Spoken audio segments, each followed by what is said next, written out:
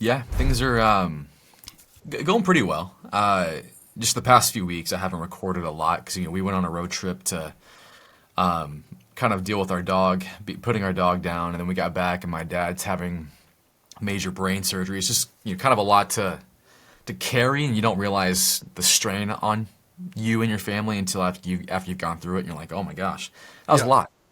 But getting back to like the office, the studio, sitting down, just kind hmm of being by myself, away from kids and stuff. It's nice getting back to normalcy and routine. But yeah, things are good. Things are good. That's awesome.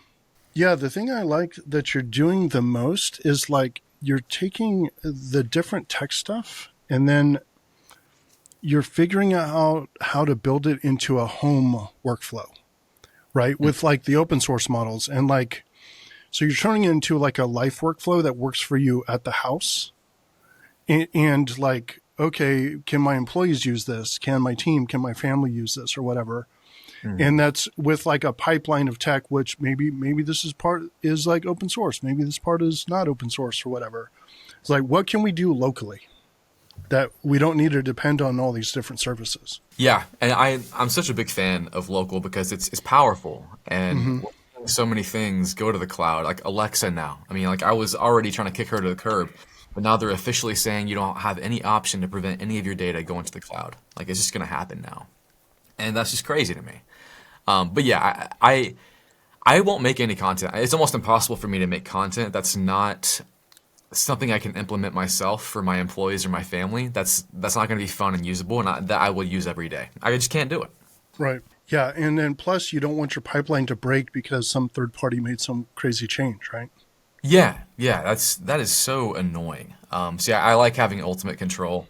I was just trying to figure out how to host my own financial management software. I don't know what you use, but I've been using like I used Mint before it tanked, and I switched to Quick and Simplify, but it wasn't Simplify. It was stupid. I hated it.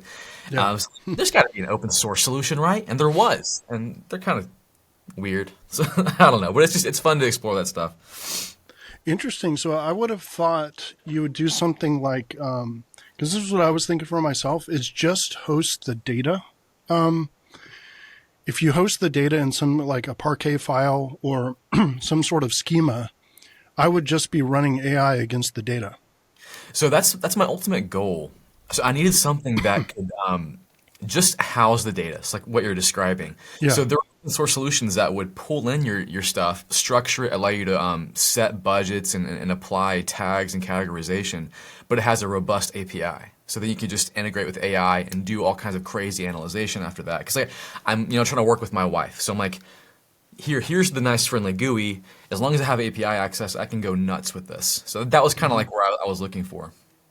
So I found a few solutions, but yeah, ultimately, if it was just like me and she didn't need access, I would just do what you're saying. Some crazy database, don't need a GUI, don't need a UI, just let AI go nuts. Do you use anything like that? No, I'm not. I've got an accountant who's like, it's all offloaded to, but at some point I might do this. But you're right. You still need a UX, right? Uh huh. If not for yourself, then for, you know, regular people. Right. And it's good for a sanity check too. Like you want to make sure the transactions are coming in, not being duplicated. It can handle that easy stuff, and without bogging down AI. Like it handles that first step of AI that you might have a dedicated agent to just categorize stuff. Yep. So it's kind of nice. Anyways, getting to your Telos stuff. This is great timing for me because the reason we went on that road trip was my dog dying, which it's so weird. I'm not really like a diehard dog person. Like I've always had dogs growing up, but they've always been dogs to me. So like this dog we had, he was 15 years old, and hmm by the end of life, he's like not really even a dog anymore. He's just existing, and he's just peeing all over the house. And I'm like, when is this guy gonna kick the bucket? He's just Yeah. annoying. But then when he died, I'm like, why is this hitting me so hard? Mm. This is so weird because that was not my attitude before this. And I think I had to sit in it for a minute and let it just kind of wash over me. But what I figured out is it's what he symbolized. Mm. We got him when we first got married. Like we came back from our honeymoon. On our way back, we picked him up because we always wanted a pug. And he was just there for every birth, every birthday, every Yeah. celebration. So he made me like reflect on all those memories and go, am I where I want to be? Am I doing what I want to do? Am Mm. I working too much? Am I not in my kids' lives enough? I don't know. So just kind of like waterfall. So the road trip was a chance to just let's disconnect and allow ourselves to just kind of live. And now getting back, I'm like, okay, every loose thought I had, every feeling I had, I need to somehow systematize that so I can make sure I'm always on track, or at least I can figure out what the next steps are. So, Telos, I need your Yeah. help.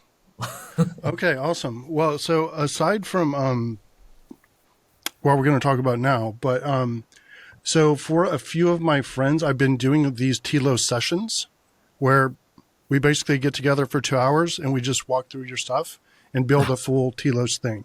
Because, like, yeah, I've got mine here and we're going to talk through it. But what I'm saying is we could do a private session as well if you want to spin yours up. That'd be cool. And so Yeah. you're like a little like a therapist for your friend. Yeah. Yeah. Yeah. It's funny because you're really just extracting from them, but them hearing them talk about it and then they see it on the page, they're like, I know exactly what I'm supposed to be doing. It's just the framework really helps. So so the background for this is basically this concept of like human 3.0, which is I'm just really worried that the current system of jobs and like employment and I don't know, I feel like the economy itself, like it just kind of doesn't work anymore. And I've been trying to figure out like why since I don't know, since like 22 or something. I feel like everyone is sensing this. Like if you probably see the job boards a lot, because I know you think about jobs as well, right? You're getting influx all the time. What do I need to study? What do I need to learn? Right? What's going to keep me relevant? So I feel like there's this massive anxiety, and it's been there for quite some time. And the way I think about it is like, if it's a Saturday and you think about Monday, do you smile or do you feel dread? Right. And I feel like if you feel dread thinking about Monday, it's a serious problem. And I feel like too many people feel dread for a number of reasons. Like the last few corporate jobs I've had and like the different consulting that I've done, what people do at work these days is insane. It's basically, hey, we need to get ready for this plan because the goals came out from the company.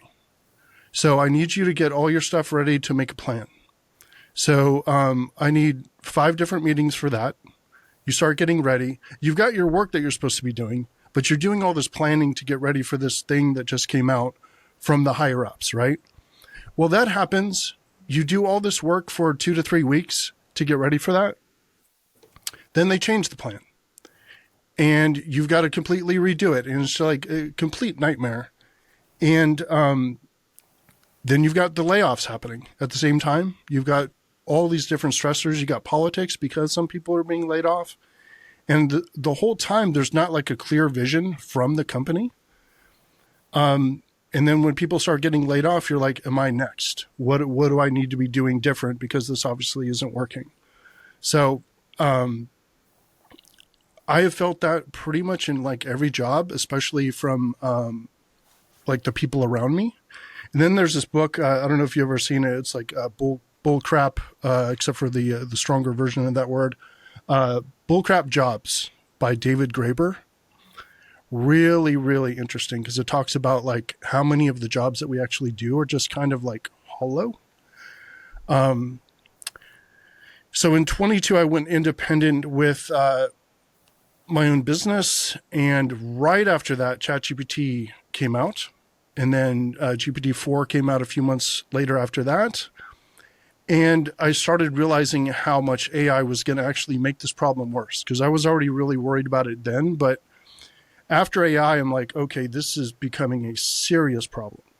So it's like this feeling of dread combined with the fact that like all these jobs or a lot of jobs, many jobs aren't fulfilling.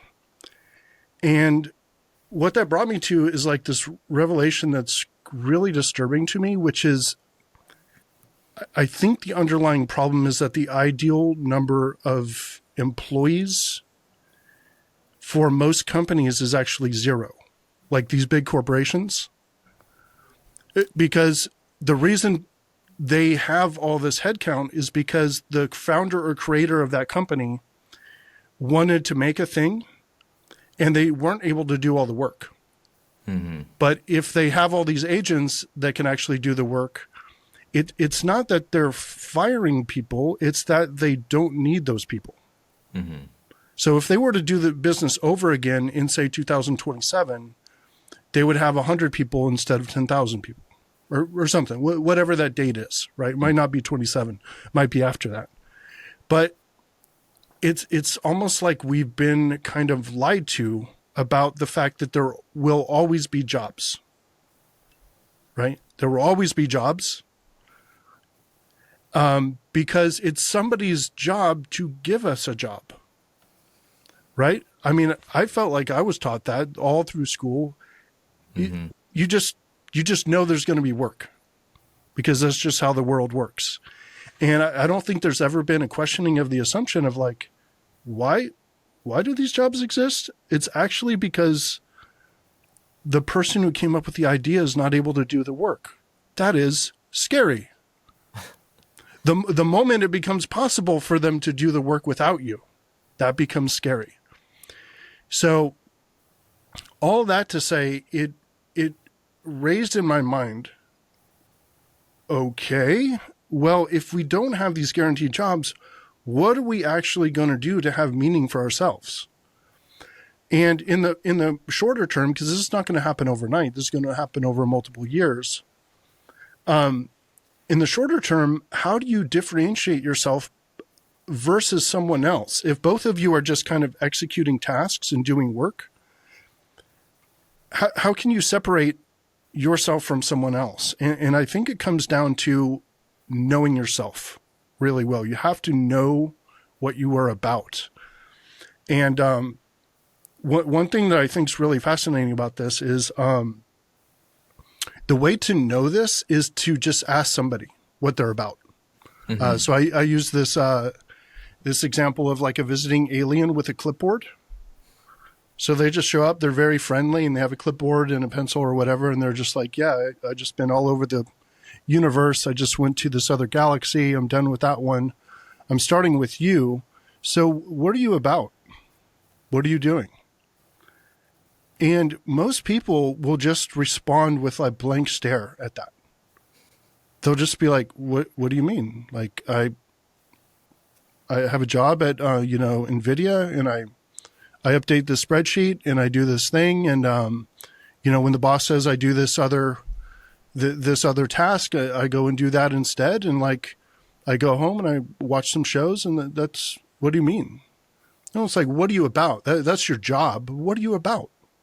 Right? What are your opinions of the world? What do you think should be different? And I don't think people are trained to think that way. I think, unfortunately, somehow, and I grew up in the San Francisco Bay Area, so I count myself lucky in this way because we were all told that we were special or something, or a lot more than other people. But I feel like too much of education is like, listen, little Bobby or Sue or whatever, there are some special people in the world. You're probably not one of them, right? There are special people. You will know the special people because they will be on TV. They will be giving presentations at conferences. They will be writing books. This is not something 99% of people can do. So you're probably not one of those people. And nobody ever says that sentence, but that is the message that everyone is getting. So nobody is like really trained to believe that they have anything unique to offer. And I'm saying that this is extremely dangerous when we're hit with AI. Because if you're not one of those people who believes that about yourself, then it could take you out faster.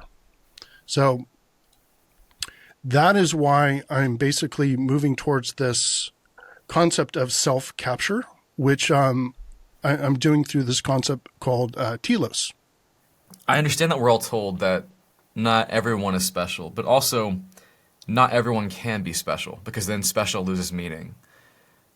The people who do speak at conferences are, I feel like, are the people who naturally rise to the top. And not everyone should speak because then everyone would be talking. So I don't see how everyone can be in a way special. Interesting. Very interesting. So I I think I disagree. I just think there would be more conferences and we would be more hyper specialized.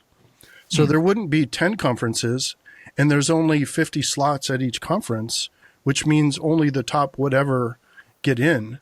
I would say it would be more like everyone is streaming, everyone is speaking, everyone has like a small conference. And because we grow up different, we study different things, we think about different things, we just have different perspectives on life. So I would say ideally, not everyone, but almost everyone should be thinking, should be coming up with their own unique ideas, and should be able to present on something at some kind of conference. I just think it'd be like a whole bunch of micro conferences, because I agree, you can't have a conference with like 900 tracks and it's 9 months long. Nobody will go, right? It's not a real thing. But I would say that we would just change what conferences look like. It would just be more often and smaller, more granular. Okay, that's interesting. My one rebuttal to that would be I think we already see that with social media, where we got a bunch of people talking, but I choose to follow the people that I deem important and I deem as having a better voice and not follow everyone. And I feel like that would end up happening either way. The bigger conference would still happen because people want to hear from the biggest voices that they deem valuable, and the smaller conferences would disappear. Yeah, so it's really interesting we're talking about this because do you follow any YouTube channels that are smaller? Because those are what I'm saying is those are conferences. So there's people with like 5,000 subscribers. Like I just found this guy who's like a pianist and he's like watching metal videos because I love metal. And so it's just this really deep musician watching stuff that I like and giving his interpretation. So it turns out someone else's perspective on something I already enjoy, that is a mini conference, a YouTube channel or whatever. And I actually follow dozens of people like that who I love their, it's not the biggest channel. It's not the best produced. They don't have the biggest audience, but some combination of the unique thing that they're offering or the unique perspective that they have makes it useful to a small number of people. Maybe that's 10,000 people. Maybe it's 100 people, but I don't think that's a problem. Well, so here's the thing that's going to solve it. And this is a little bit of a tangent, but not really. Your and my AIs, which I call digital assistants, they will be crawling every single one of those channels. Like forget conference, like let's just call it a channel or a YouTube channel or whatever. It knows our brains. It knows us. It knows what we like. It knows everything about us. It's crawling all that stuff and finding that content and bringing it to us. So somebody who just popped up with a new channel with 100 followers might be putting out better content that you really, really enjoy than somebody who you follow who has 100,000 followers. Yeah, I guess we kind of already see that in a way, except it's not an AI that's tailored to it. It's an algorithm that YouTube operates. So that's how I do find smaller creators. I imagine that's how you found that pianist, that it's a small creator that has no business being in front of you, except for the fact that the algorithm thought, you like this, this, and this. Here's a guy who's small. You might like his stuff. So I do find people like that. And I think it is their uniqueness and their very specialized niche that makes me attracted to them. But also I think they're not the only one in that niche. And they are where they are. Even if it's like 5,000 subscribers, that might be the cream of the crop. Like they are the best in that niche. Yeah. So I guess my thing is, I think we already kind of see with what YouTube and social media has done, a bunch of little experts being made. And we have hyper specialized conferences, so to say. I think the other side of this is that I don't think a lot of people would do any of that. I think a lot of people are very happy with being in the background, very happy with not having a voice at all. And I agree with that. I never thought that way until I owned a business. And I thought everyone was like me. I'm like, if everyone had the opportunity to have their mind shifted, they would of course want to be an entrepreneur and start their own YouTube channel. I was telling everyone start a YouTube channel. But I noticed my employees, some of them just loved having a boundary set for them, a nice sandbox, and saying, here, you do this one thing, and they thrived. They Yes. didn't do anything else. So I think that I agree that for like people like you and me, we need what you're talking about because we're just going to drown. But for a lot of people, they just love being in the background and doing the standard stuff. So what's the future for them? I I think there's still value in that. First of all, I think there are a lot of I'm calling this nurturing. So I feel like it's nurturing. There's a whole class of people who are just they don't want to be the person. They want to help the person be the person. Right. And so that could be a teacher, a tutor, parent. It could be lots of different types of people, but there is actually a merging of this as well, where it's like, yes, I'm a nurturer. My favorite thing is to lift other people, but I also want to talk about a methodology for doing that. So then they become a primary, even though they're talking about how to lift other people who are primaries. So I think it's possible to merge. But to your point, not everyone has to be that or wants to be that. And I think there's still room for that. I think we're going to have to find a way in the economy to still reward that kind of contribution. Yeah, that's the biggest thing, which I know will probably be like we can't predict that, but it's like how are people going to pay for things? Why would you make anything if there's no one with jobs to pay for it? And there's just like a really weird economic problem that'll have to be solved with AI because Yep. AI is gonna ruin the companies that are using it because they have no one to sell to anymore. Right. But also getting back to the question you'll ask people, that whole alien in the clipboard situation.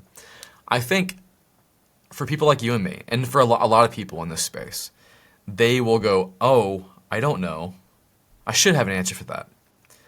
I think also there's a lot of people who will go, "Huh, I don't know. Also, I don't care. Like I'm just living my life, and that's it." And maybe that's trained, and that's just how they were brought up, or maybe that's just how some people like to live. They just want to exist. And I know people like that who are just happy with what's been given to them, and they have no designs to figure out anything else. I 100% agree with you. And I know many people like that. I'm personally concerned that they're going to get steamrolled because people who are like, look, I just do my tasks. And when I'm done with my tasks, I leave. Problem is I can capture those tasks in AI and explain them to AI, and AI is going to go build a model that does those tasks. And maybe that requires a robot, which is a little bit further along, but it's just so much easier to replace than this other thing that I'm talking about. So when I hear someone say that, it's like, look, I just like to do so-and-so. It's like, I don't want to think too much about it. It's like, well, someone's going to be thinking a lot about how to replace you. So that's why I'm like, I wouldn't be trying to force this mind shift if I thought that people who weren't doing the mind shift were just going to be okay. I'm worried they're not going to be okay. Okay, gotcha. And by the way, like I'm just being devil's advocate with a lot Yeah, of it. yeah. I do agree with what you're saying, but also I'm like, and I'm thinking about my family, my friends, my siblings, Yeah, same. communicate this vision, they'd be like, shut up. Go Totally. back to your AI stuff. Leave me alone. They don't get it. Yep. Yep. No, I same here. Same here. Family, friends, close friends, people I've known for decades, and it's still, they're just like, yeah, I don't see the threat. I don't care if it's there. Like, I'm never going to be that person. I don't know. Yeah, I'm a little concerned about how hard it's going to be to move the needle on this. Well, so hopefully we can, and this is what I'm hoping, is that I can learn from you and be able to distill this enough to where it becomes very hyper practical with the next steps. It's like, because I feel like we can get there to where like, okay, let's just do a file and let's walk through an example and let's let's figure out what you're about. And I think that could be very helpful. But anyways, let's continue this so I can know what you're talking about. Yeah, perfect. And I was talking with Jason. He was like, "Yeah, Dan, he's always been right about all this stuff. He's been talking about this stuff for like 15 years." Yeah. You're kind of like the prophet, the modern day prophet for us. It's hilarious. All right, you see a browser? I do. Okay, cool. So this is the GitHub project. It's really just two files. It's a description of the project, and it's two files. And essentially, an open source framework for creating deep context about things that matter to humans, right? So you can do this it's kind of scalable. Mostly when I think of Telos, I think of for an individual, but I actually have business stuff that I do with products and stuff. It's using the same basic Telos concept. So my work, just like Jason's, is like around, I do a lot of security program stuff, right? And attack surface monitoring and management stuff.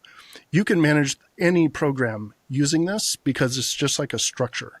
All right, so this is kind of the structure in a text format. And we're going to talk about it through a text format and also some visuals here. So first thing to do is kind of explain, because the thing is designed to be used with AI. So the first thing I do is kind of explain what the concept is, and tell it what the basic flow is: problem, mission, which kind of includes narratives, goals, challenges, and strategies, and projects. These are kind of the core.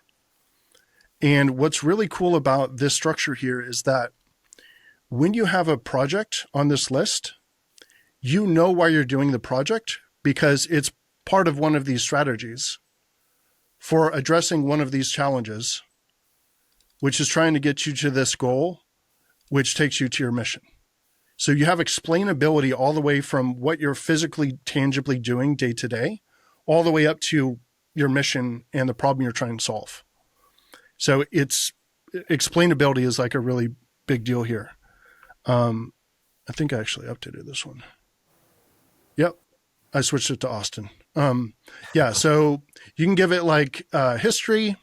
You can put as much as you want here. My Telos file is 2,100 lines. So it's a lot deeper than this one. Mm-hmm. But this is just an example because it doesn't need to be that complex when you first start out. So problem one.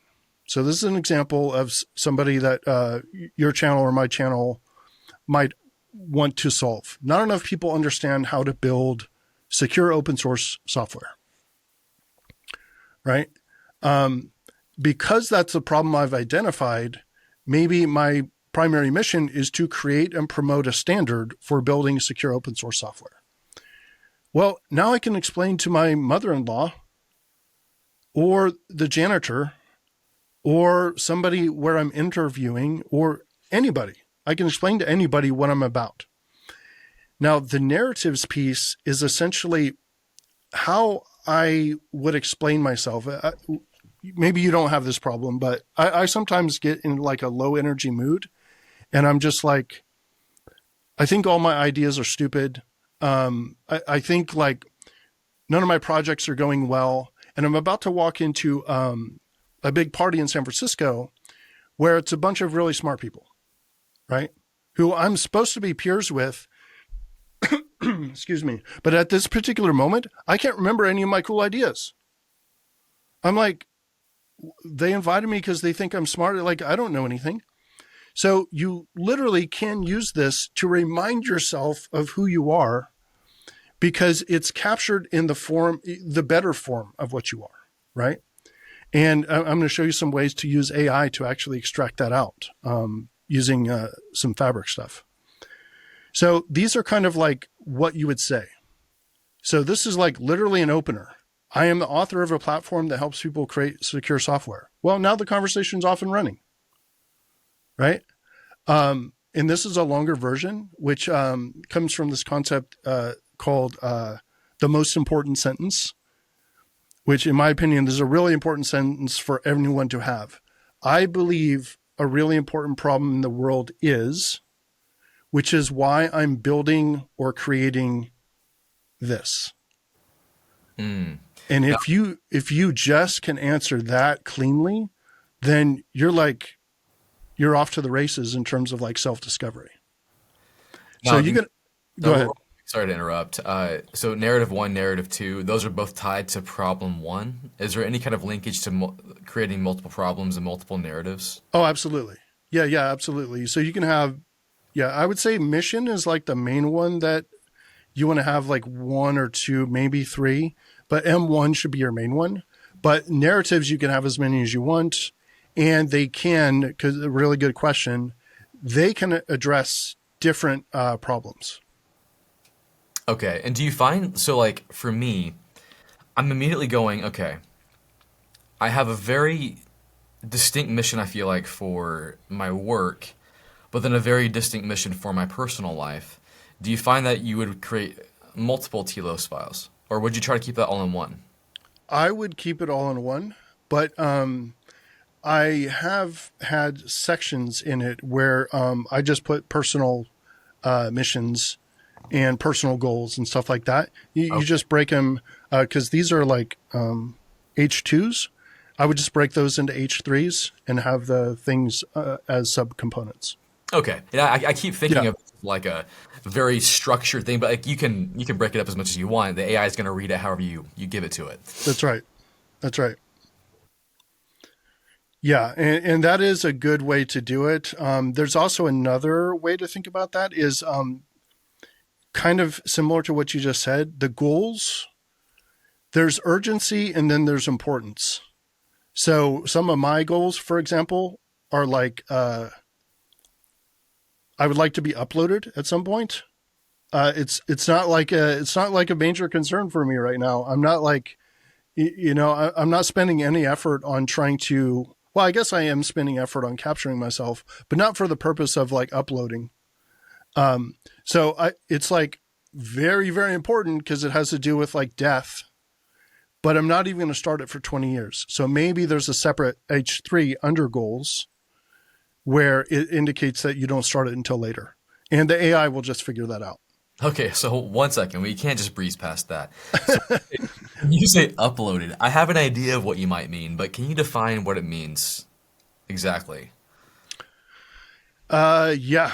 Um, so imagine taking like your genome, all your life experiences, like as many recordings as you could possibly get, all the different artifacts you produced, your journal or whatever, and I don't know, maybe a brain scan. It depends on where science is at the time, and just be like, okay, I'm 112, I'm dying, like all my body is shutting down, but I am looking at the new model of the AG947B, which is like some representation of me in this robotic android form, or maybe they don't have good enough robots for that.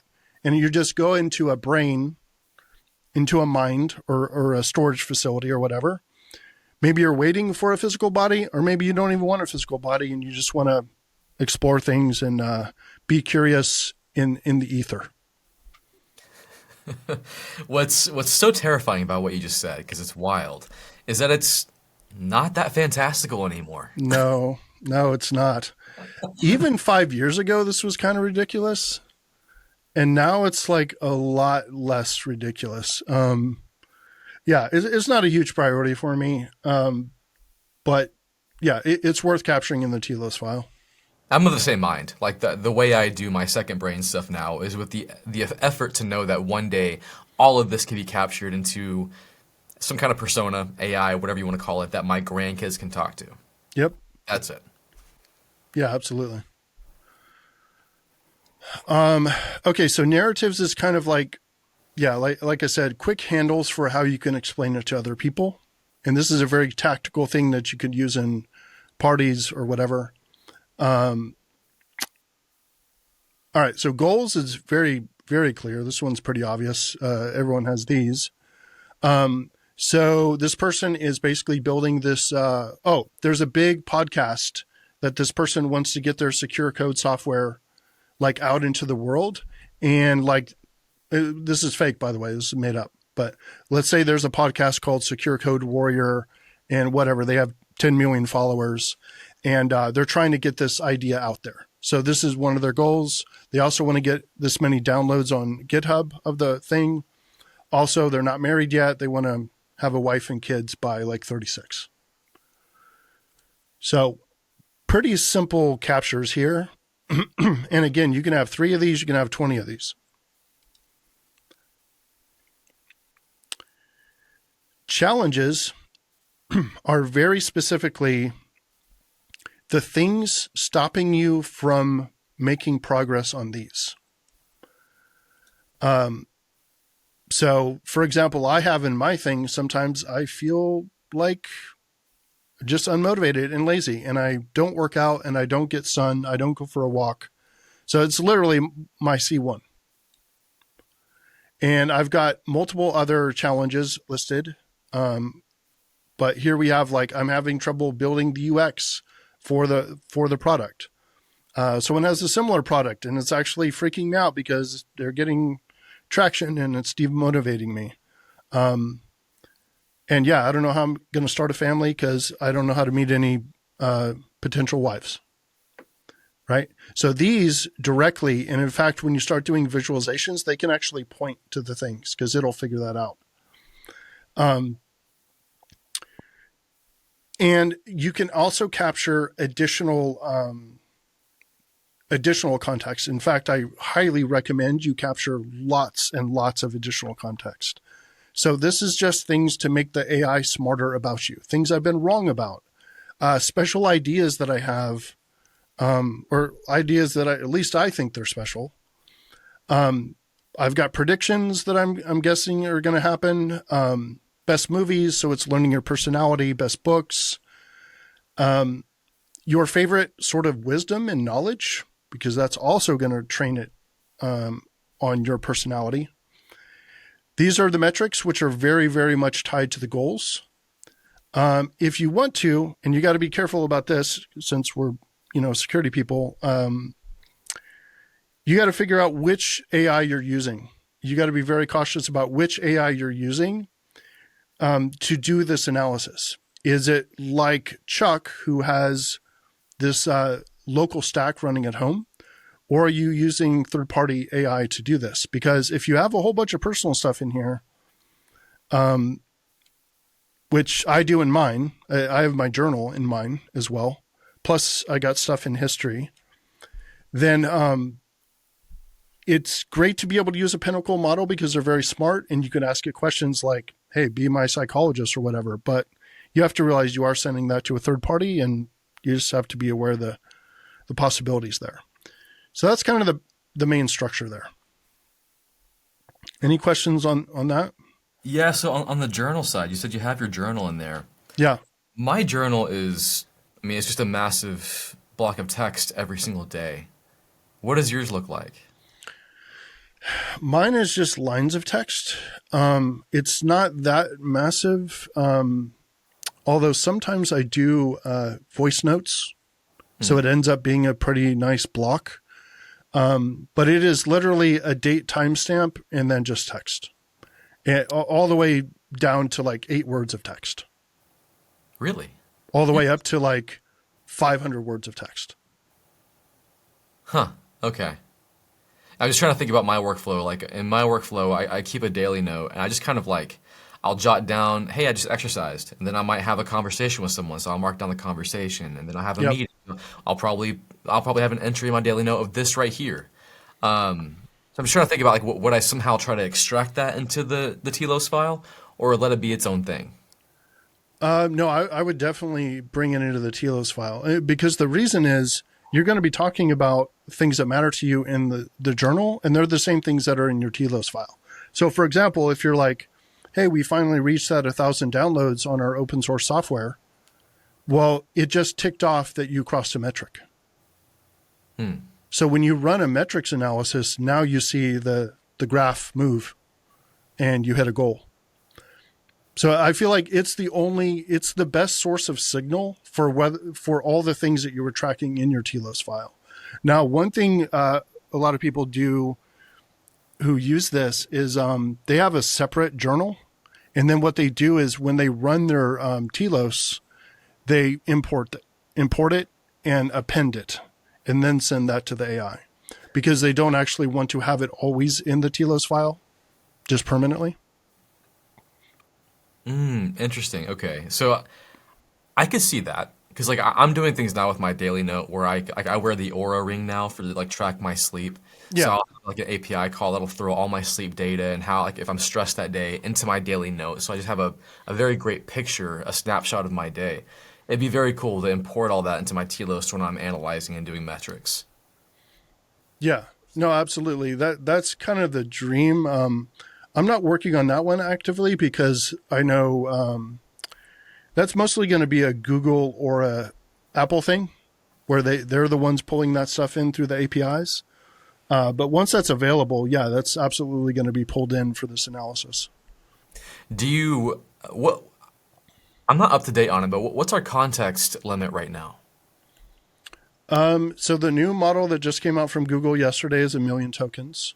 Holy, 2.5 is a million? Yeah, Oh my gosh. yeah, a million input tokens and 64,000 output tokens. Yeah, Wow. it's getting pretty serious, and I think Sonnet are still 200,000 input. I think. But I think it might also be 200,000 output tokens. So they are growing quite fast, which I'm really excited about. That's absolutely insane. Yeah, Yep. the bigger we can get on the context, the more it's impactful for people like you and me and everyone, honestly. If you can import everything you're doing and give it ultimate context on who you are, that changes the game. Yeah.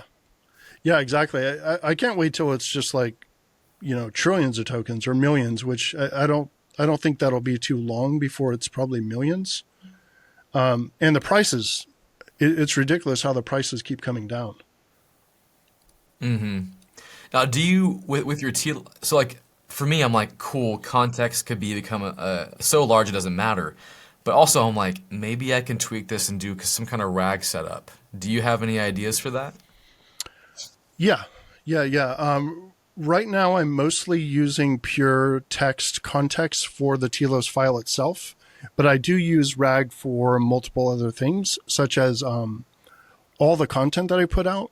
So, like for you, I would recommend getting a transcript of every video and then putting that into a vector database so you can query it. And then so do you connect that? I mean, obviously you connect it to an LLM, and how do you integrate that with your processes? Like, do you have that in use with your Telos file at all, or is it mainly just a separate process for your business? Yeah. So that is a we should talk about my whole AI infrastructure. So Oh, essentially, tell me. the yeah. So yeah, we could do a whole thing on this. Essentially, I have services, API services that are available in the cloud to do individual tasks like fetch information, run Fabric queries against my Telos file, give the results, do a lookup against my RAG for all the content I've ever created. And the cool thing about it is they're all pipeable, just like Fabric. So the output of one can be the input of the other. And then sitting in front of it is an agent. And the agent has as the tools every single one of those services. So I could say, I could say like, when did I write about AGI, for example, into this one agent, and it will hit a knowledge base and pull that answer back. And if I ask it to summarize a news story, and I give it the news story, it will look and see if there's any tool that does news summaries, which it will find because I have a schema in there with a tool definition, and it goes and runs against that service. So essentially, I'm looking to be like a little bit superhuman in about 4 months. When I'm having a current issue right now with my platform automatically calling the agent because it's kind of boring. It's multiple sub processes, but it's the one thing that this platform doesn't have is an invoke agent function. But once I solve that, I'm just going to keep adding more and more services. So literally, like, because I talk to Jason about this all the time, and Rezo, a bunch of other people.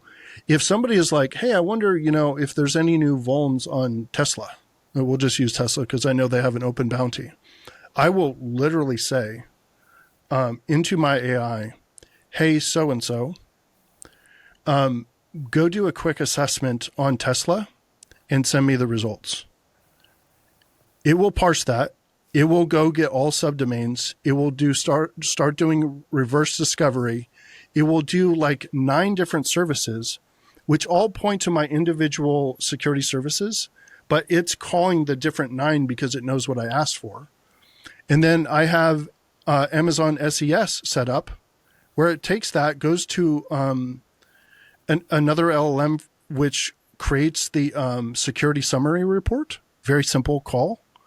And then it sends to Amazon SES. And while we're still walking or we're still in this conversation, my email will just pop up and I will have an assessment on what's it called. Now, you want to go crazy level, which this is going to take a little bit more time, like maybe another 2 months. How hard is it to say and find out if they have a bug bounty program and submit these vulns? My service already has the format that it uses to submit vulns. It already has the vulns. It can find the address for the bug bounty program. So now I tell it to monitor and watch for results from there and send me if I get any money. And now, okay, so I have like 13,000 questions. I'll only ask 2 though. What platform are you using for your agent? Is this LangChain? Bedrock. Bedrock. Okay. Yep. Is Amazon built-in agents? Yeah. So Amazon, it's their unified AI program. So the other one I'm using is N8N. Have you seen that one? That's on my list. So you're using that actively now, huh? Yeah. Okay, I need to bump that up on my list then because I've been hearing so much about this. I've seen it, but I've been dabbling in the text-based stuff first, like doing Crew AI, about to jump into LangChain. But NAN, I don't know what you call it, N8N seems very amazing. It is. It's completely insane. It's I don't. Do you remember Yahoo Pipes? No.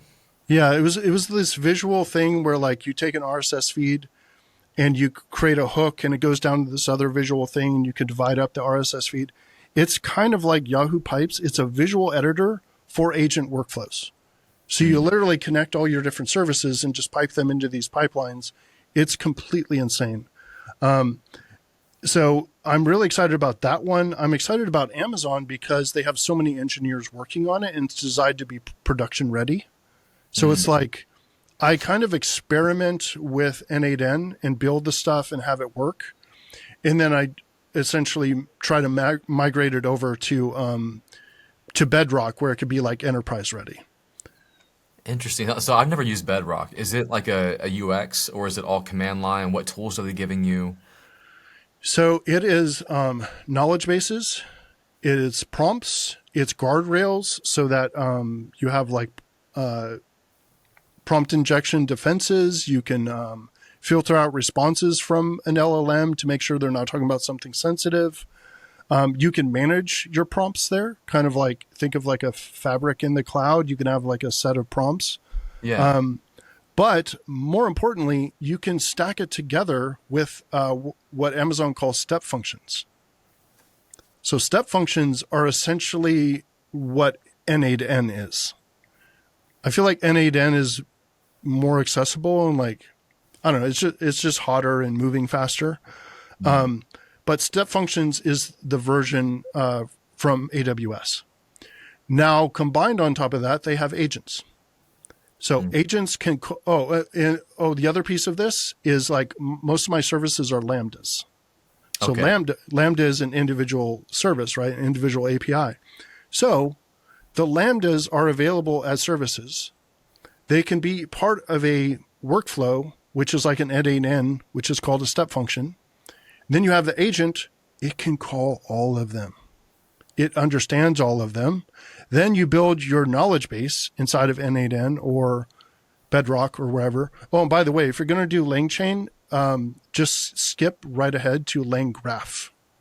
Oh, Yeah, it's by the same people, but it's more of an agent workflow thing.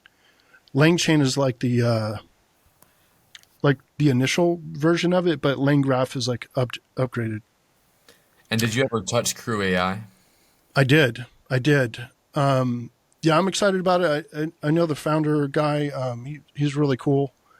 But what I found from Crew AI is like it just kind of gets ahead of itself and goes and does lots of different stuff, but it doesn't stay along a path that I can predict and predictably get the output of to use in the next step.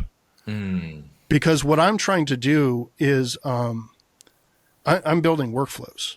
So the same way I'm sure you're thinking about this is the way I think about it is like in a conversation, somebody mentions something. I want to research that thing. I want to find all books related to it. I want to order those books. I want them to show up. So I literally have a diagram of all things that I do in my life. All those workflows, I am not happy until all of those are individual services that are available to my agent. So when I say the words, my agent does those things for me.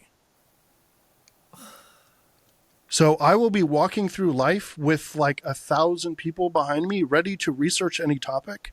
So if somebody's like, hey, did you know so-and-so, like, they're actually kind of dirty because they got donated by whatever big sun industry, and then they got this one dinner and blah blah blah. I'll just be like, hey, did you hear that? Go see if that's true. Boom, research. Boom, research. Deep research. Calls Grok 3. Calls Google Gemini. Pulls all this stuff together. Oh, and by the way, the primary service that you have to have, like the number one that I built, is a scraper. You have to have a scraper. Because when someone claims that, like, let's say a politician went to a dinner with so-and-so, those are publicly declared. They can't be behind a paywall. It's a public site. So the thing just literally goes off for 19 minutes while we're having a coffee, and it comes back and it says, yes, that actually did happen. Here's the evidence. And I'm just like, check it out. Now, are you using like SERP AI for scraping, or what are you? No, I'm using Gina. Gina.ai is one of the services that I'm using. And then I've got a custom workflow as well that does just like Selenium playwright stuff. But I really like Gina. So if you append Gina to any URL, you get back Markdown. Oh, wow. Okay. Yeah. It's crazy good. And it actually has a deep research assistant as well. Man. So you could literally like put in a topic, send it to Gina. It will do all the queries and basically do what like a deep research does and return you back Markdown of all the results. Dude, okay. Like you've broken my brain a few times already. I had one question. The agent you're using. Yep. So this is an Amazon thing. What LLM is it based on? Can you choose? Yeah, you just swap it out. Okay. And is it Yeah, still like a Crew AI agent? You just give it a prompt, who it is, what it's about, that kind of thing? Yeah. So the core things for all agents is like a prompt, like you said, an LLM, and then the tools. The most important thing is the tools. Yeah. You have to define a schema for how it understands the tools. Yeah, I'm also going to be adding a bunch of MCPs that are actually services. I literally wrote that down as you were saying, because I'm like, he's got to be thinking about MCP right now. Oh yeah. So this is a thing that I talk a lot about with Jason, but like, basically traditional applications are not really accessible unless you hire a developer to create an API for it. What an MCP essentially does is it turns everything into an object, every application into an object that has an API and listed services. And for me, that is amazing, because I'm just going to turn that into another service that my agent can use. So I'm literally like moving through life, figuring out a thing that I wish existed. Then I'm like, how can I turn that into a service? Oh, I need an API key. I need a crawler, blah, blah, blah. Boom, service is live. Vroom. The backend system just got upgraded with a new capability, a new feature. We live in the weirdest age. Like I was just talking with Jason Right. yesterday. It's like we can do whatever we want right now, and really, like our imaginations are the limit. Like I can't even begin to think about what I got. I'm like I feel so tied. It's time. Time is our biggest limit right now. Like we just can't. Yeah. I don't have the time to build all the stuff I want to build. Yeah. Yeah. And that's what's, well, actually, I'm going to show my Telos at some point. This is why I'm so focused on this thing of like building this backend infrastructure, because what happens is when I sit down with my blueberries at night to watch YouTube, I'm going through all the things and they're talking about the latest shiny. Oh, Google 2.5. Like you've got to go check out Flash 2.5. It's smarter than any of the other ones or whatever. Everything is so shiny right now. You could just be pulled in all these directions, and then 2.5 months later, you're like, what exactly did I do? It's like, did I actually roll out any of these projects? Tweeting isn't like, I didn't ship anything when I tweeted about it. Like, did I make anything? So my methodology now is when I learn, I upgrade my augmentation system. When I learn a thing, I upgrade my augmentation system. It becomes a new capability. So I'll give you a good example, which is way, way in the future, like 5 years or whatever. Let's say Meta comes out with a new augmentation class. Well, that's actually not too far out. But let's say that it can present anything in my eye. As I'm looking at you in the coffee shop, I could see any sort of thing here. And let's say that my particular city has CCTV cameras for like stuff going on all around the city, and they're all public view because it's public money or whatever. And I write one of my services to pull camera feeds. So when someone texts me and says, hey, did you hear there was a car crash by the farmer's market? I could literally say, show me what happened. So it calls the service. It shows me a picture of what happened at the farmer's market. Like, I'm starting from the primitives of what I wish I could do. Mm-hmm. When I learn a new thing, I turn that into a service and add it to the augmentation stack. Gosh, the augmentation stack. What a crazy phrase. Oh my gosh. Yeah, and just imagine that you have this and I have this and Jason has this, and we're sitting in a coffee shop 4 years from now. You literally have a giant swarm of agents that can do anything for you. And we're having a conversation about like starting a business. We're having a conversation about, oh, we should do a conference together. Oh, we should do whatever. Meanwhile, hundreds of services are being fired off in the background. They're creating PDFs for us. They're finding someone to staff to run the conference. Like, work is being done as we are thinking and like interacting in real life. That's scary, but amazing.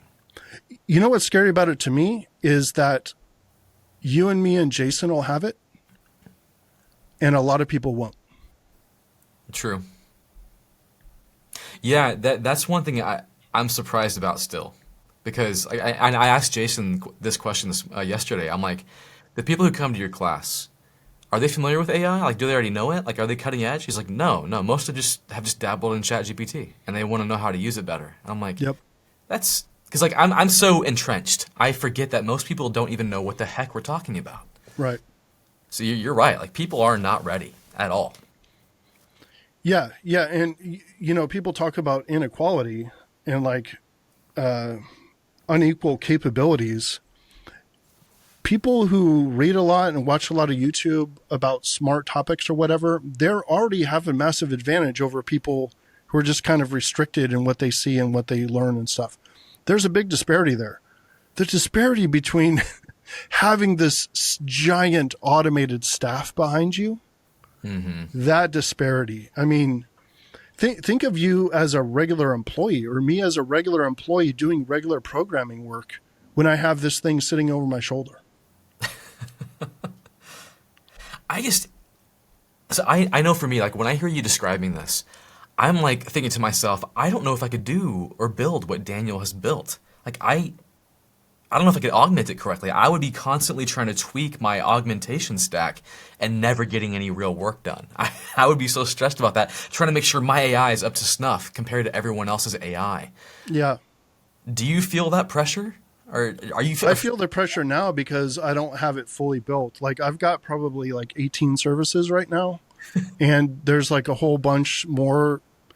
And plus my agent hook is not perfectly working because of that AWS issue. And I've got some separate issues with like N8N. I just feel like it's so early. It's okay to be stressed about it.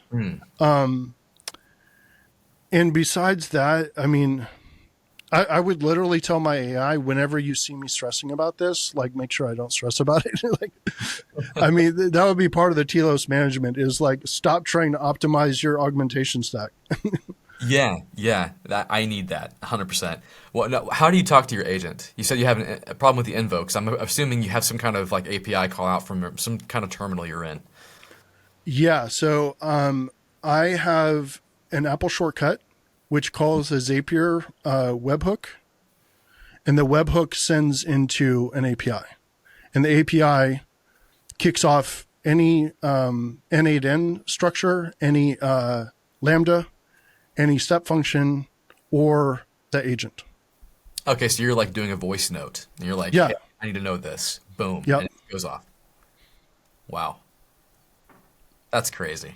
Yeah. Or if I do IDEA, if I say the person's name and then IDEA, it'll capture that and put it into a Google Doc appended to get ready for the show. So I don't forget it when I do the newsletter on Monday. Wow. Okay. See, I'm trying something now that's still very, very bad, but I'm trying to do some pre-editing when I record my videos for my editors.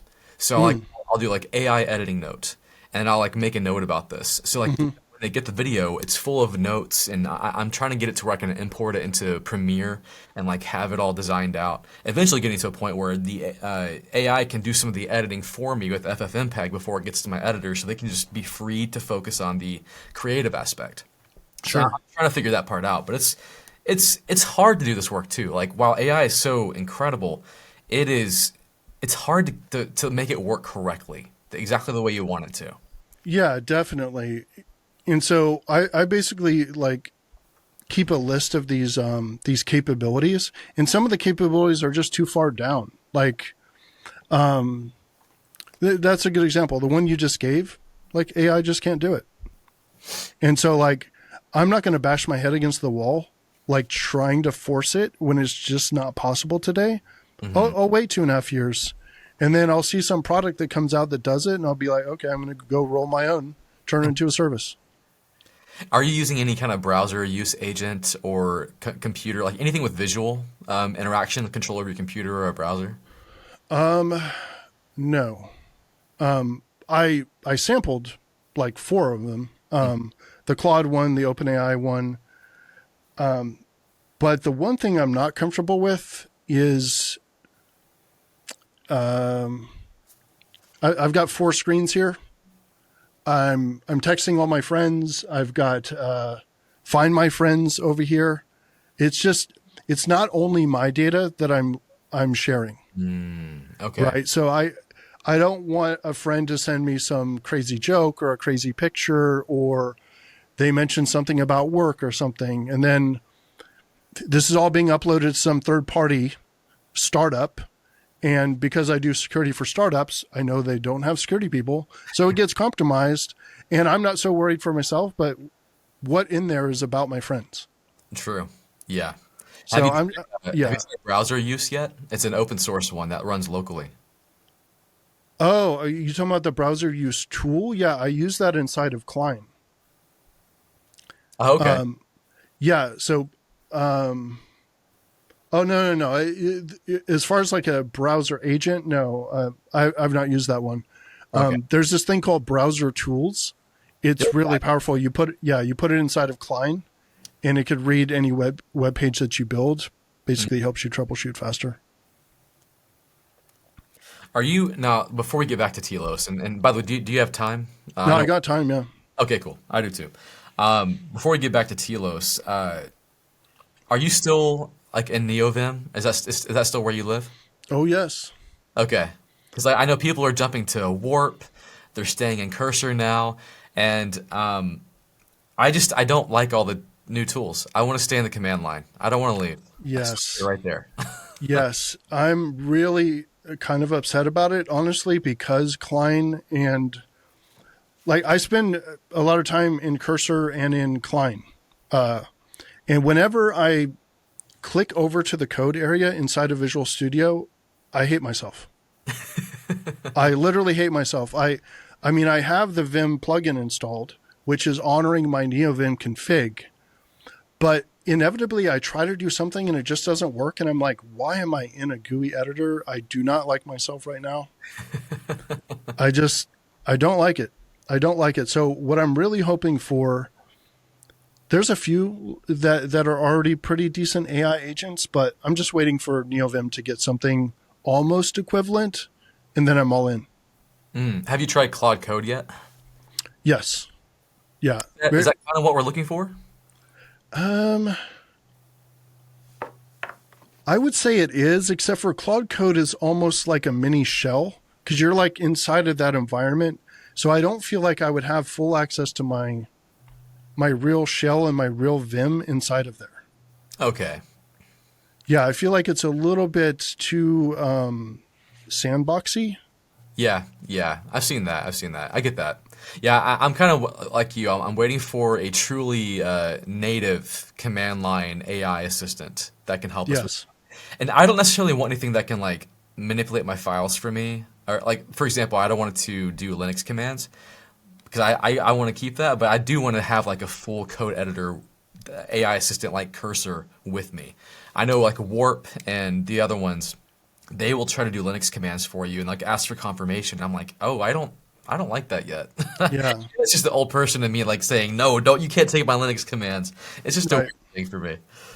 Yeah, I feel the same way. Like first time I spun up Warp and I'm like, this is the prettiest GUI ever. I tried like two commands. I'm like, I'm never coming back here again. That was me.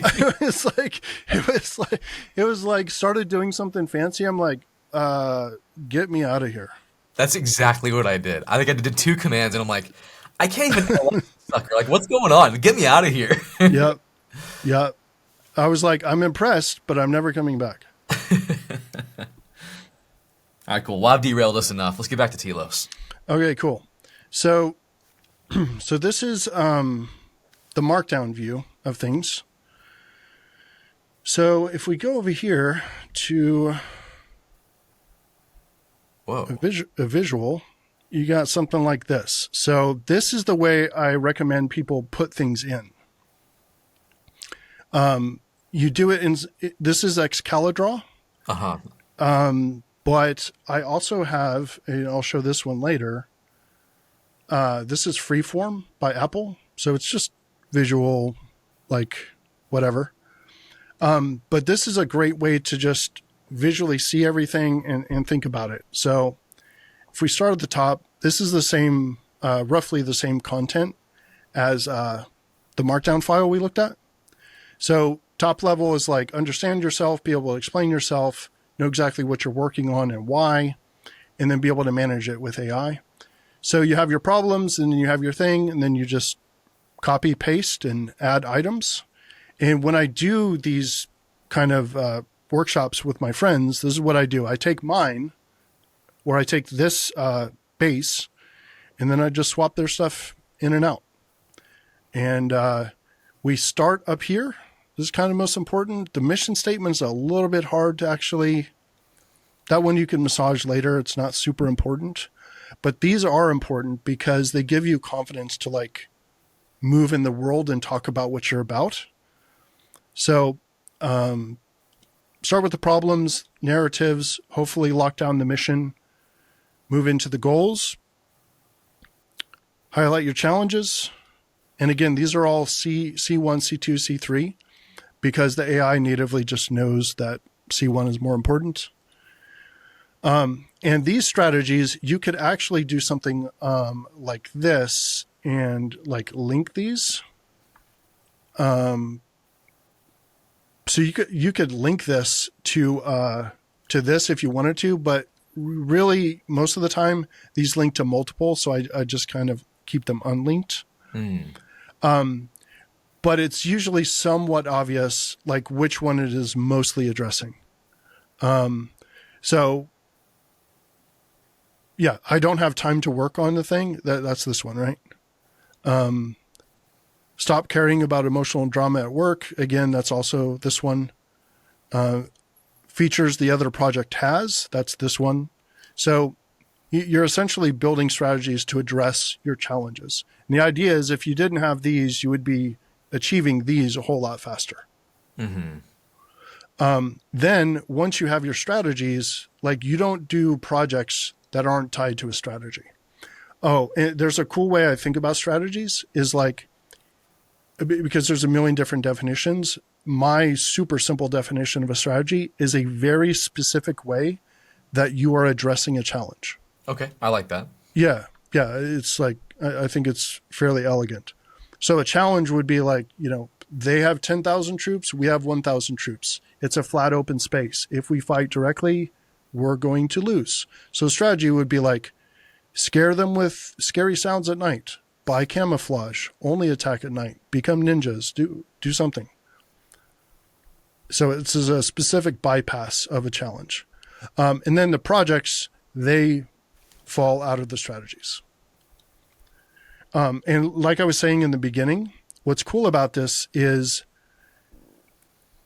when someone's explaining to themselves or they're explaining to someone else, it could be a boss, a coworker, whatever. It's like, hey, why are you working on so-and-so?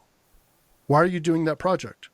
Because it's part of this strategy to overcome this, which is stopping me from doing that, which helps me achieve this, which solved this problem. Okay. Now, are you saying that ideally, like everything we do, that's more than just like an afternoon of wasting time, everything we do should be a project? If it's anything kind of meaningful or long-term? I would say, yeah, meaningful and long-term. I would put tasks as like a separate thing, which is more like an agenda item. Ideally, all your tasks would be part of a project, but that's just not how reality works. We have like a million errands and stuff to run. But I would say what you said, meaningful and long-term, it should probably be a project. Okay. And then the real question for all of these is, and this is what's cool about this, is you'll end up with like 14 of these things. And then when you're like, you find yourself massively stressed, you're like, hold on, time for some soul searching. How are these 14 things actually tied to these? And sometimes this is what's really cool about the Telos system is like, you'll find out that the answer is yes, these are actually really important. 2 of these are actually really important. And no, they don't actually tie to the goals, which means you need to add, remove, adjust a goal. Right? Because something further down might reveal that something higher up needs to change. Okay. I like that. So constant reflection, constant iteration. Yep. Yeah, absolutely. So for yourself, how often do you revisit this? I would say at least monthly. And plus I'm doing like updates in the journal.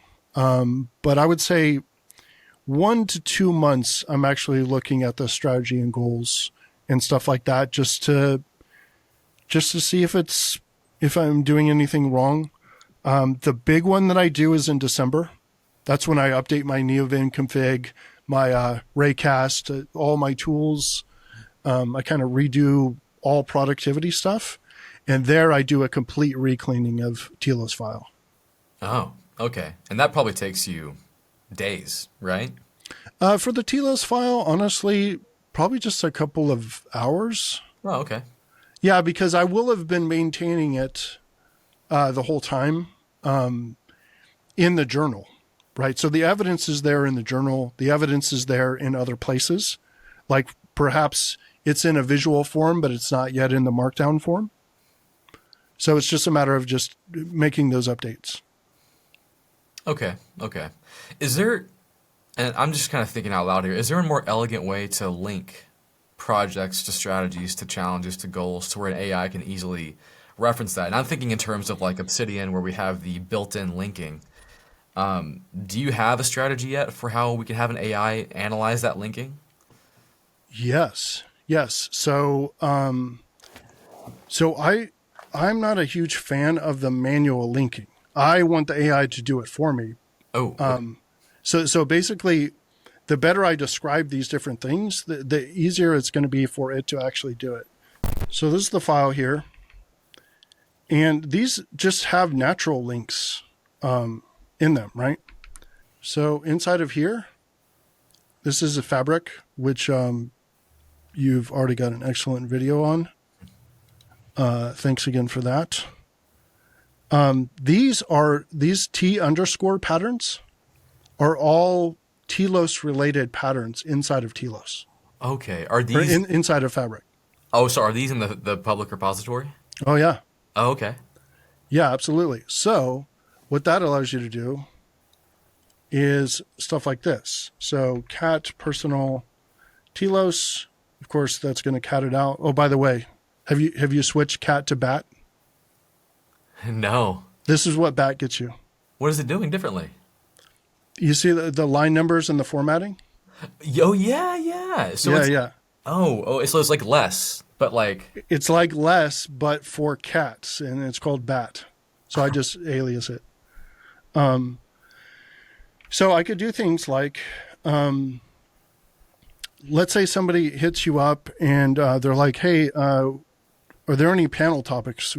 I want you to be on a panel. Are there any topics you could possibly talk on? So I created one called extract panel topics, and it's just going to figure out from your Telos file. You can literally copy these and paste them over in the email. huh. Right? This one's really cool. Create opening sentences. So again, you're going into that party, you're concerned, you're worried about, I can't remember if I'm smart at all. Right? Yeah. That's So cool. it's like different approaches for like starting a conversation. And of course, after the conversation starts, like I'm a little introverted. So this stuff can help me sometimes. I'm the exact same way. And that's what people are always surprised to find that out being a YouTube personality. Like if you meet me in person, I'm more low energy. And after about an hour of talking to you, I want to leave immediately. Right. Exactly. Exactly. Yeah. When I'm in the moment, I'm like, I'm okay. And then the moment it dies down for a second, like to go get a coffee or something, I'm like, I just have to be alone. Uh-huh. Yeah. Just got to get out of here.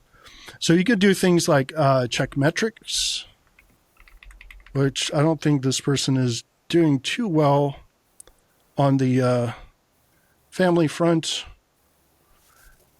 But just imagine all of these here. Again, it goes back to that automation stack. All of these can be running in an automated way all the time.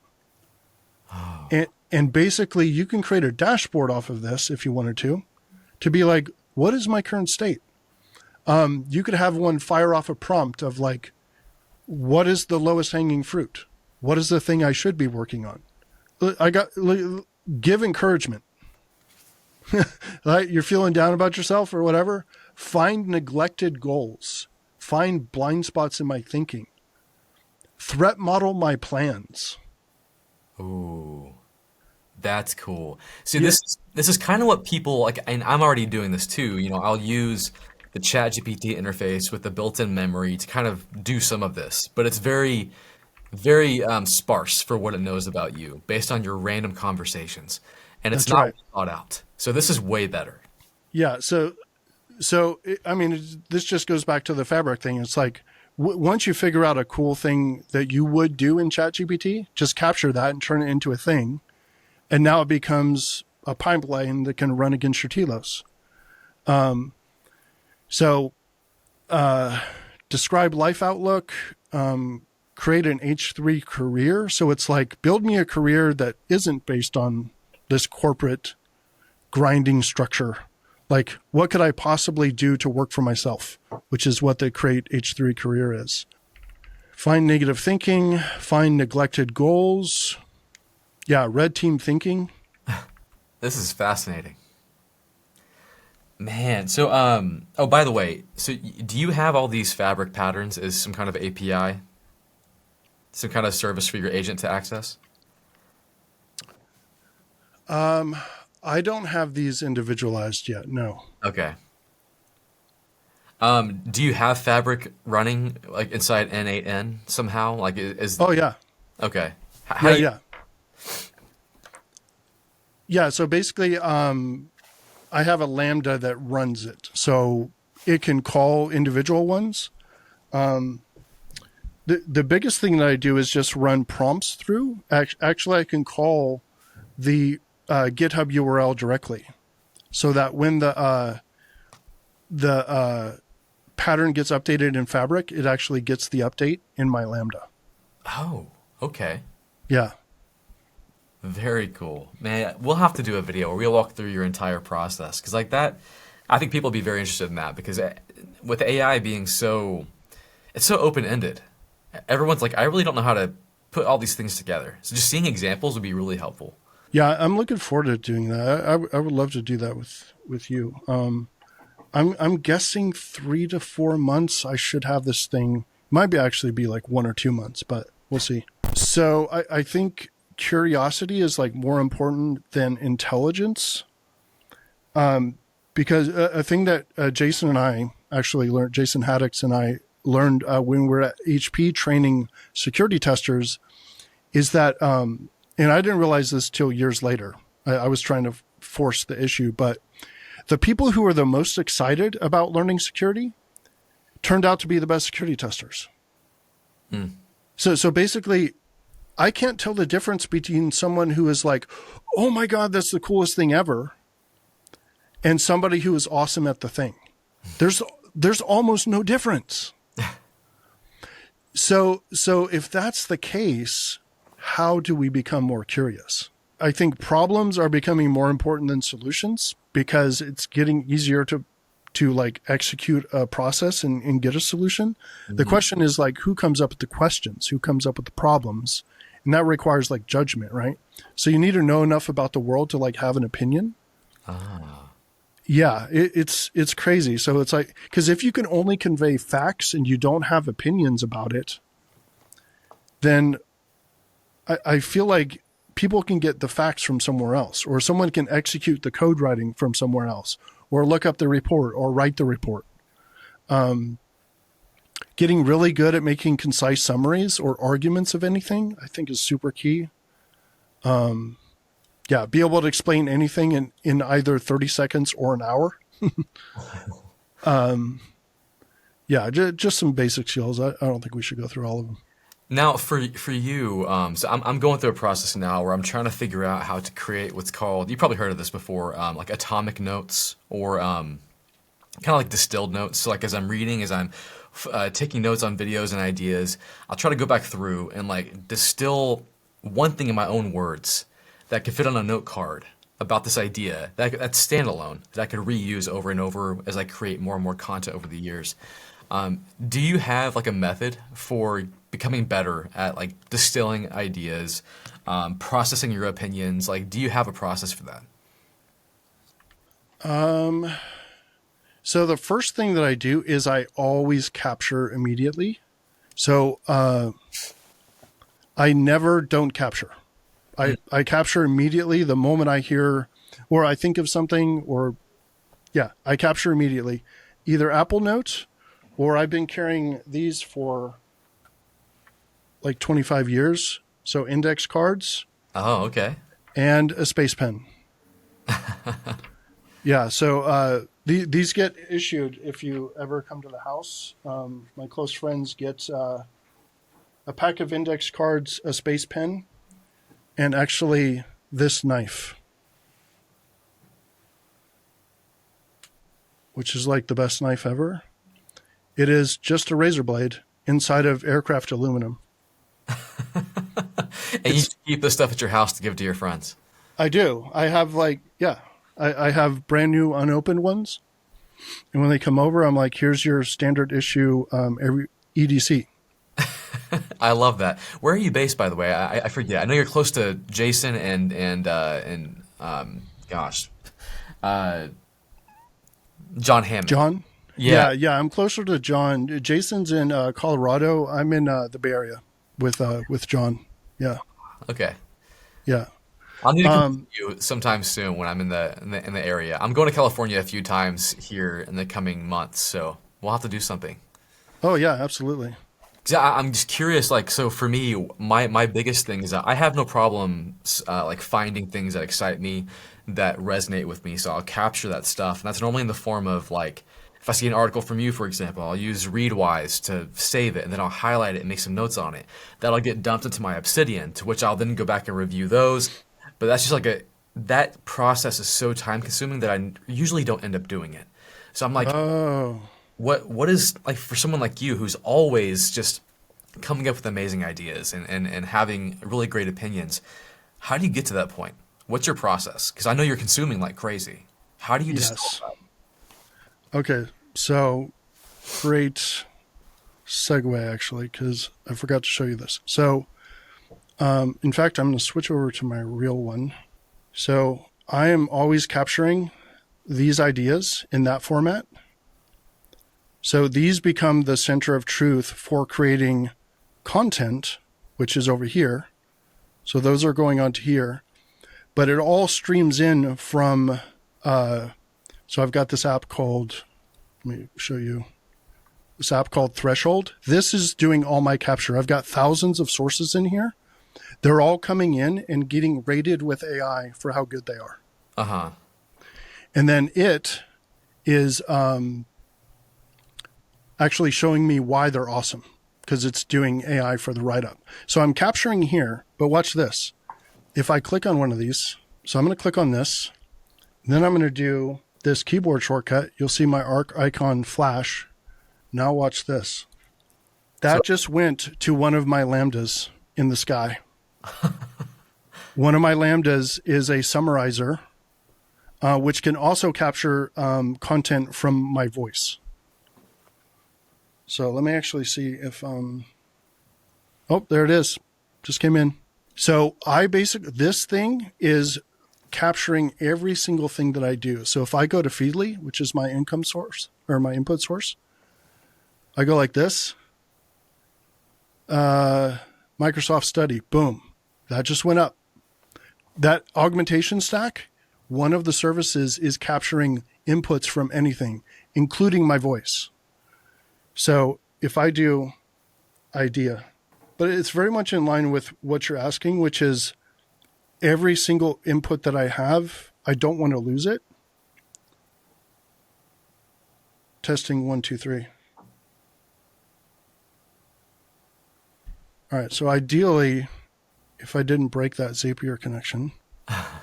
So if I have a random idea, I do the idea one.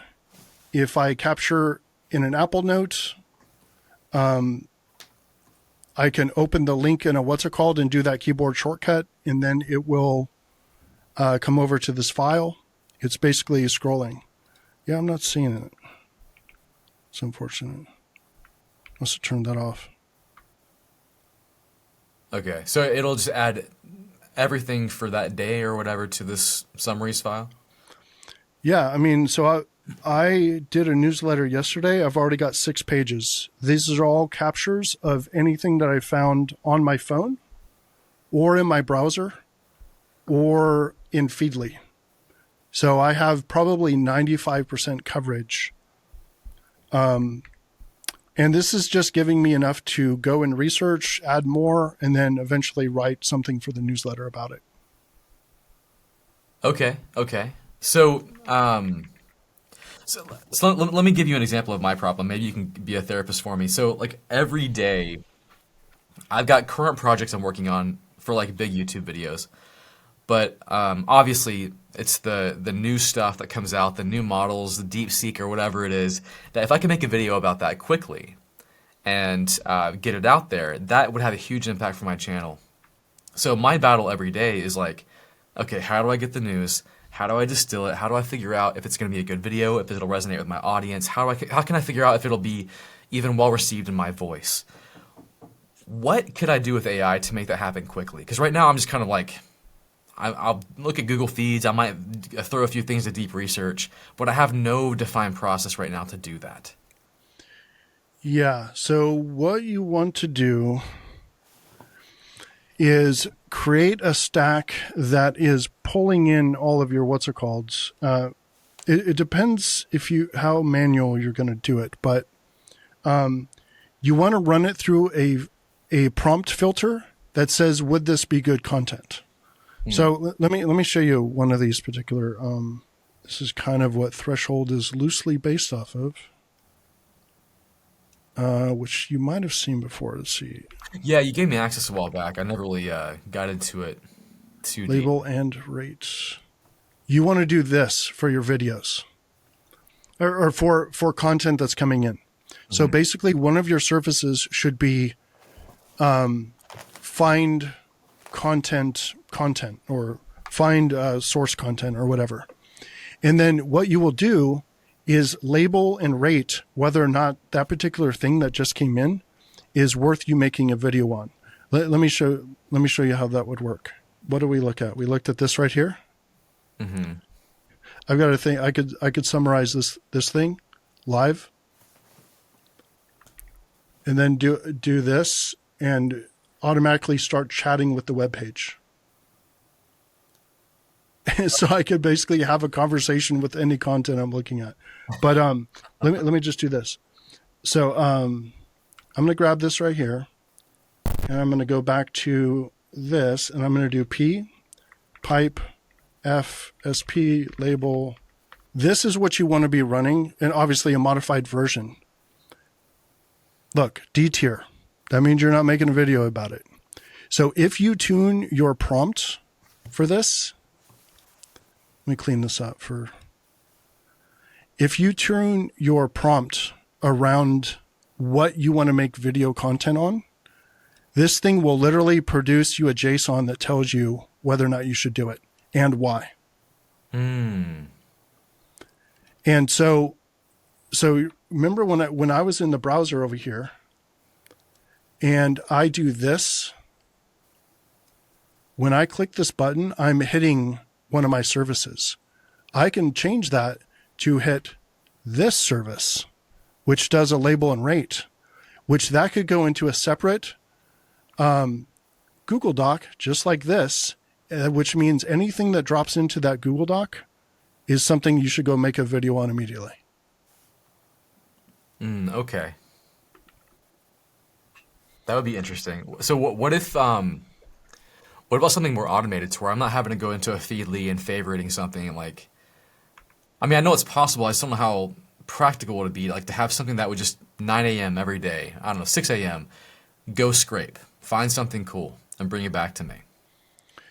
Yeah, unfortunately, and this is a problem that I'm having in Threshold, it's really hard to scrape YouTube. They do not like it.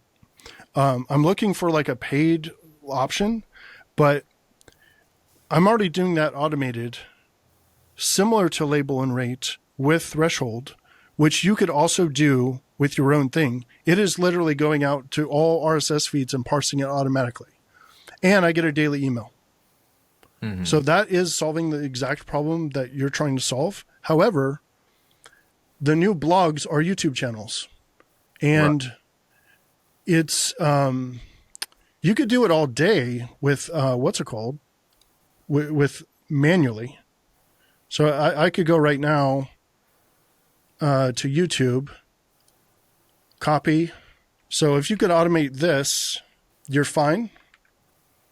See Hmm. that's the transcript.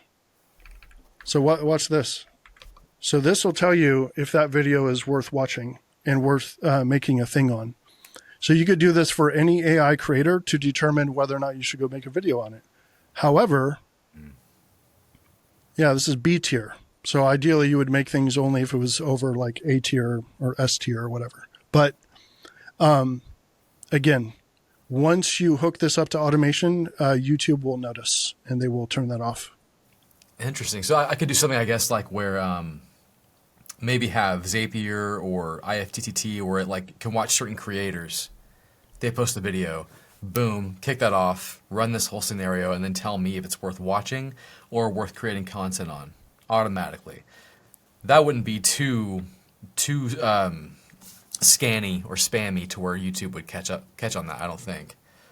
It depends on how many other requests that platform is running. So if you got Zapier to watch like 20 channels, well, its module is running that. So the question is, does YouTube allow Zapier to do that? If they do, you're fine. Yeah, that's true. That's true. Now I'm curious with the label and rate stuff. It's obviously great for looking at other people's content. Do you run your own content through this? I do occasionally. Yeah, I do occasionally. It's a little bit cheating because my label and rate prompt is literally tuned to stuff I like. Okay. So it's kind of like putting your finger on the scale. But yeah.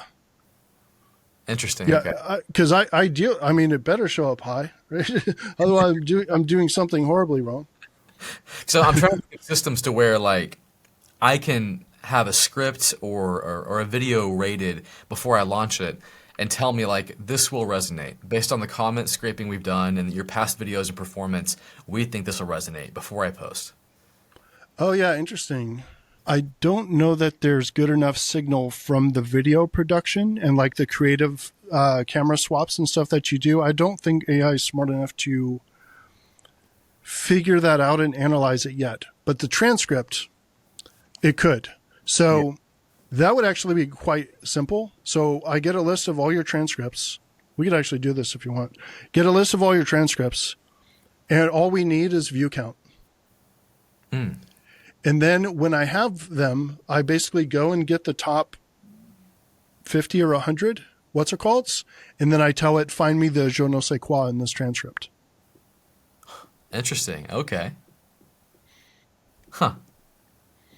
I need to do that because like my team is always trying to figure out this problem right before we post. Is it going to resonate? We could run this against ideas. We, huh? Ah, so many ideas. Thumbnails too. I could have it analyze thumbnails and tell me like why a certain thumbnail performed well. What about it was great? Yep. Yep. Yeah. There's a billion ideas. Gosh, I have no time. You'll have more time soon when you have a giant staff behind you. That's true. An additional giant staff behind you. That's true. That's true. Yeah, this stuff is so addicting and so exciting. We could go down a million rabbit holes. Did we miss anything with Telos? Well, I don't think so. I mean, here's another way to look at it, and this is actually my actual one. So just to see one that's more filled in. Here I got 3 problems. More things under narratives, more goals, and yeah, I just feel like it's very approachable to just sit down and fill this out. In fact, I'm meeting with a close friend later on this week, and I basically just took a picture of mine and sent it over, and he's filling that in as the template to start the conversation. that's cool. I love that you do that. You have a servant's heart. Yeah, I try to. I feel like it's, my dad always says, it's nice to be nice. It's uncommon though. Trying to think of anything else I might have questions on. Let me check my notes because I'll normally like make a checkbox to check in. No, I think we covered about 5 million things, and this was all amazing. Yeah, I feel like the AI stack is definitely worth the conversation once I have that fully humming. And I do want to encourage people to do that. I really don't want only us to have this, you know? Yeah, yeah. My goal is to try and make it as palatable as possible for someone to get this spun up, and they're not going to ever be as crazy as something that we might produce, but Yeah. they can do something small and simple. They'll get their gears turning to just try and iterate and add Yep. more things. But yeah, I could see this as like something like this. Telos and then the augmentation stack itself being a prerequisite for everyone going through school, going through whatever academy they're a part of. They need to learn this. It's essential. Yeah. Yeah, that's a great point. That's actually, I would love to sort of close on that because, yeah, I feel like the current system for most people in most jobs is not going to work anymore. And that this is the path. The path is like this mental switch of like, I need to be an originator of ideas, someone beyond just helping other people to do a particular task like upload a spreadsheet or write a report. I should feel uncomfortable if I don't have any ideas of my own. And that, like you said, it doesn't apply to everyone. I would say for most people, they should try to make this mental switch to like, no, I am good enough. I am good enough to be a thinker of thoughts, or I should be able to have a unique perspective that someone actually cares about. And then once you have that, you capture using something like Telos, and then you use something like an augmentation stack to sort of magnify yourself in the world.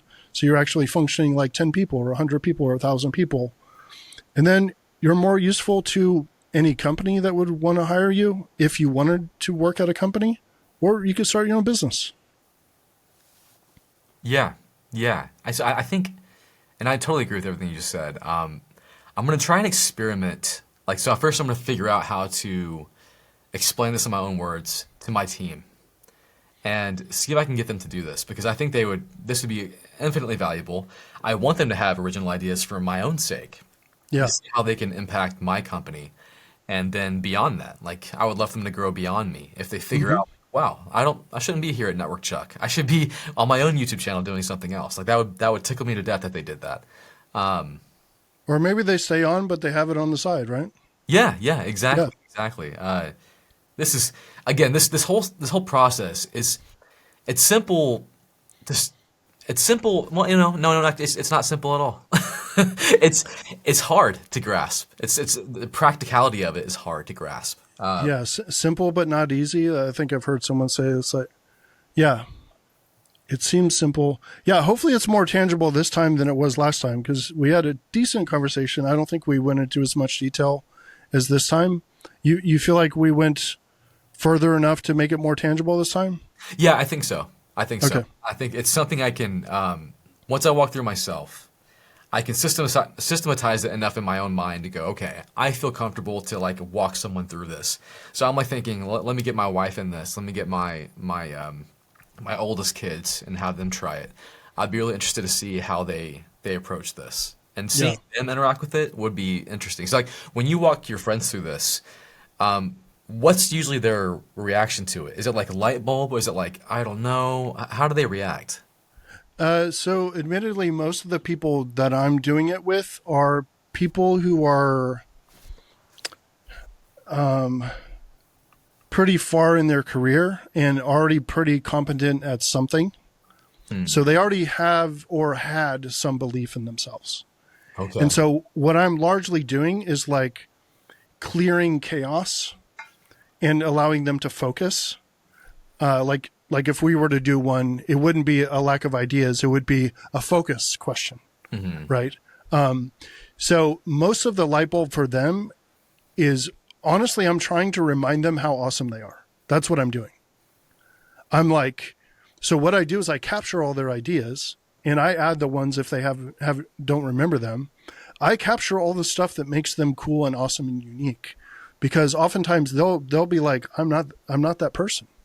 So you might do this with a family member and they're like, what are you talking about? You're like, you're a YouTuber. Like I'm not a YouTuber. And you're like, don't you have unique perspectives on like how children should be raised, or what a curriculum should look like in a school? You start listing these things and you start writing them down. An hour and a half later, they're looking at this Telos document and they're like, I am kind of interesting. And that is what I love to see, because then they're like, holy crap, I do need to write down my ideas. I could do a 5-minute video about a thing, right? And then, I don't know, I really love to see that transition in someone going from thinking I could never be that person to, yeah, I guess we all could be that person. Okay. That's interesting. Because I want to see the same thing too. Like I know there's people, I mean, more people than not who, especially in my life, who don't have this kind of focus, this realization, or what they're about. They're just kind of walking around aimlessly, like most of the world. So Yeah. I would love to see that light bulb moment for them. Mm-hmm. So many people don't feel valuable. I think this would be helpful. Yeah, I hope so. Well, anyways, it's been 2 hours. Thank you so much for the time, dude. This has been so fun. Yeah, absolutely. Yeah, let me know when you want to do the tech stack one. I'm not ready for it, but at some point. So then you let me know when you're ready. Okay, I will. Now. Yeah. I can't wait to see the one with Jason too. He's just insane. I can't wait to see that one come out. Yeah. It's so funny because like a lot of what you're talking about, he's already doing on just the technical pen testing and red teaming, blue teaming side. He showed me one of his lang chain scripts that will automatically do reconnaissance on like Dell or something, and it's just like, and he's got agents all doing this. It's impressive. It's so killer. Yep. And like we all theorize this can happen, but he's like, yeah, I've done it. Here it is. Oh, this is so. Yeah. But yeah, you guys are rock stars. I love it's a pleasure just to know you guys. It's awesome. Yeah, it's a pleasure to know you as well, man. I appreciate that. All right, well, I'm talked out. I'll all right. see you soon. Take care, man. Later.